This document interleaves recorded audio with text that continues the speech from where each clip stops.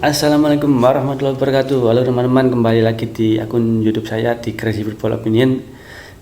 Kali ini saya akan sedikit membahas dengan kemenangan timnas Indonesia atas Filipina, teman-teman. Bagaimana teman-teman?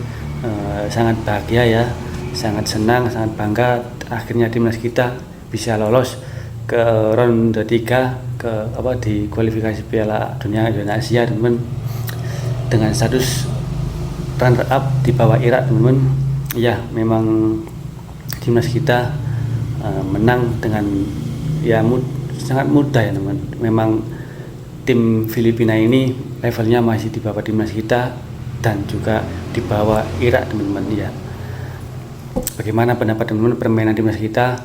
Bisa sedikit mereview ya, teman-teman, bagaimana pertandingan permainannya dengan pemain baru yaitu Kelvin Vertonghen di sisi kiri ya, teman. Dengan dari agresivitas penyerangannya dan bertahan sangat luar biasa, teman. Kelvin Vertonghen ini sangat cepat, pemain yang determinasinya sangat kuat sekali, teman. Selama 90 menit ya, maaf tidak 70 menit ya, teman. Dia akhirnya diganti oleh Arhan ya, teman. 60-an ya. Akhirnya diganti Arhan. Saya sangat suka pemain ini, teman. Ini yang dibutuhkan oleh timnas, pemain ini, teman. Dia berani nusuk dan punya kecepatan, yaitu punya kecepatan. Itu yang kita butuhkan, teman. Kelvin Vertonghen pemain yang sangat mudah dan luar biasa ya, teman. Bagaimana cara dia menyerang dan bertahan itu, teman. Saya sedikit seperti kalau di MU ada Luxo, kalau di Liverpool ada Robertson ya, teman-teman. Ini luar biasa mainnya, tusukannya dan cara dia memberikan umpan juga sangat baik ya, teman. Kelvin Vertonghen ya, teman. Dan yang perlu saya soroti adalah kembali lagi timnas kita itu masih butuh striker yang tajam, kurang striker yang tajam, teman. Bagaimana peluang-peluang matang itu harusnya bisa gol tapi belum maksimal ya, teman. Belum maksimal, belum efektif lah.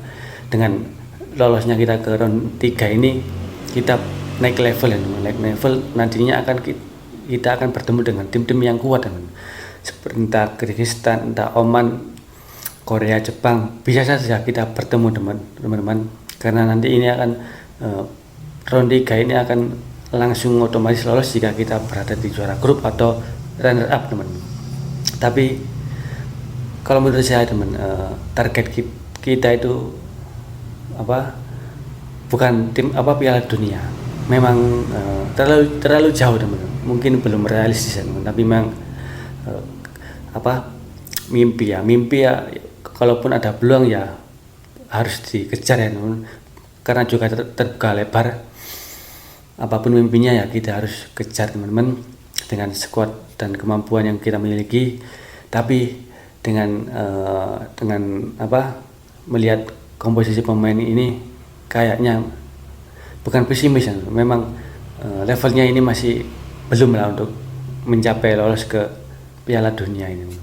Karena ya tadi, teman-teman, yang pertama dari striker kita masih butuh, teman. Dua striker, Ragnar Ortmangun dan Struijk ini memang ya masih mentah, teman. Masih mentah.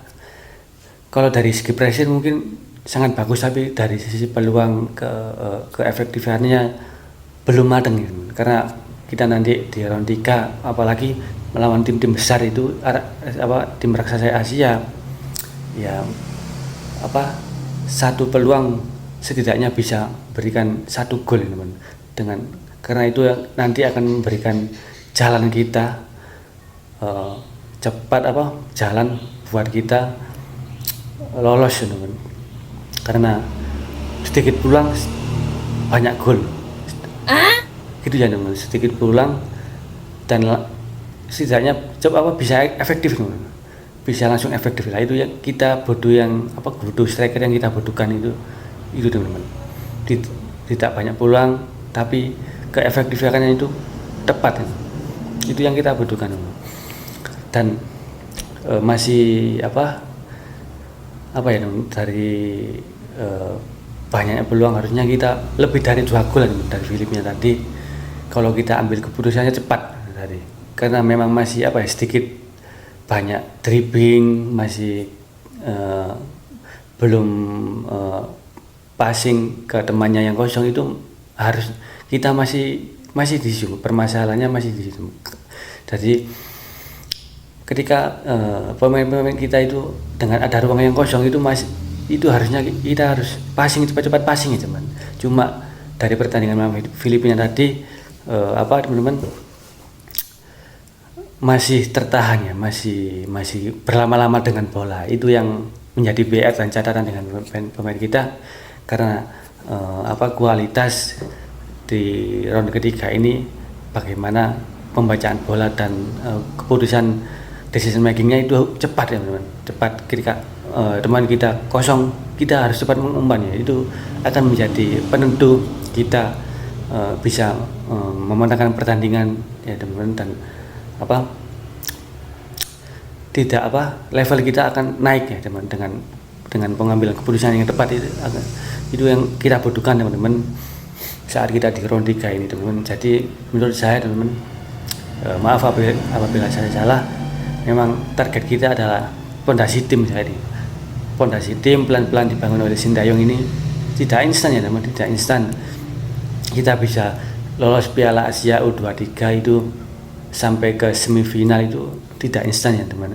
Dan dengan lolos ke ronde 3 ini otomatis di tahun depan di Piala Asia 2027 ya teman, itu kita langsung lolos otomatis ya teman. Lolos otomatis, tidak perlu lagi ikut ke kualifikasi Piala Asia lagi, kita langsung menjadi tim peserta Piala Asia ya teman.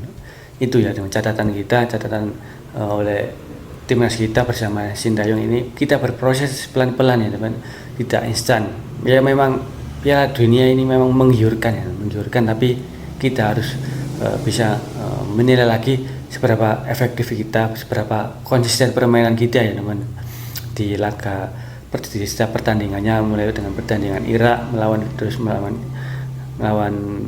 Filipina, Vietnam, sampai pertandingan terakhir ini melawan Filipina lagi. Itu memang masih belum konsisten ya, masih belum konsisten dari segi ekspresnya, dari segi perpaduan 1-2 umpannya itu masih belum sempurna, dan masih terlalu lama megang bola. Itu yang menjadi catatan ya teman. Harusnya kita harus cepat dalam mengambil keputusan, karena banyak peluang yang harus kita umpan, masih kita pegang bola. Itu yang menjadi catatan ya teman. Bagaimana menurut teman-teman sendiri untuk permainan dan progres timnas Indonesia? Pasti ada progres, tapi butuh kesabaran ya teman. Harapan saya ini pondasi ini terus digali dengan sebaik-baiknya, dengan kompak lagi permainannya, dan jangan sampai kita nanti di ronde ketiga itu blunder lagi bermain meminta di pertandingan sore ya. Karena pemain diaspora kita juga banyak yang bermain di Eropa, jadi sama saja tidak menguntungkan tim melawan juga tim kita juga yang banyak pemain diaspora ya teman. Karena di negara kita memang, apalagi Jakarta, Surabaya, itu panasnya luar biasa. Di kota saya memang sama ya, panas ya. Jadi ya bagaimanapun lawannya ya tetap kalau bisa mainnya main malam, biar pemain kita sudah fit semua secara tenaga dan fisik, itu tidak terpengaruh dengan cuaca ya teman. Gitu ya teman. Jadi kita kita kuatkan pondasi timnas kita dulu. Kita kuatkan secara mental, apalagi mental ya teman. Mental kita ketika kita unggul, kita harus tetap meninggikan tempo permainan ya, tidak kendor, tidak menunggu lob. Kita terus ekspres, tapi ya memang tidak mudah bermain dengan secara ekspresif teman. Kita kuatkan dulu teman pondasi tim ini, permainan tim Sintayong ini, juga mentalnya, terutama dari penjaga gawang ya teman-teman. Hernando ya kita support terus, dan masih banyak belajar ya teman-teman. Ini tadi hampir lagi melakukan kesalahan ya teman. Ini kalau kita melawan tim raksasa seperti Korea, Jepang, kita pasti dihukum teman-teman, pasti dihukum dengan ketidakdisiplinan kita dan kesalahan-kesalahan kita sendiri yang kita buat, pasti dihukum cepat ya. Mereka sangat efektif sekali dengan bagaimana membuat peluang, mencetak gol pasti cepat ya gitu. Harapan saya kita kuatkan fondasi ini, kuatkan mental ini, dan bagaimana cara mencetak gol yang tepat, yang kita butuh striker yang haus gol gitu teman-teman. Semoga di Rondikan nanti siapapun lawannya, kita tidak boleh lengah, kita tidak boleh takut dan fokus ya teman-teman, dan jangan sampai kita berikan beban yang terlalu tinggi kepada pemain-pemain timnas kita. Kita harus dukung skuad tenaga, dan kita jangan berekspektasi tinggi biar pemain kita juga tidak beban ya, dan tidak grogi. Nanti efeknya akan menjadi kaku di lapangan jika ekspektasi kita berlebihan di lapangan ya teman-teman. Kita nanti tulus, kita bermain enjoy, tetap fokus ya teman-teman. Kita berjuang yang terbaik buat Garuda. Oke, sementara itu dulu dari saya teman-teman untuk timnas kita.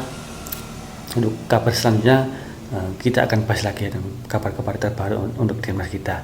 Baik teman-teman, terima kasih untuk dukungannya. Jangan lupa like dan subscribe, dan terus dukung channel saya, kritik akun channel saya biar saya berbenah terus teman. Oke, terima kasih. Assalamualaikum warahmatullahi wabarakatuh.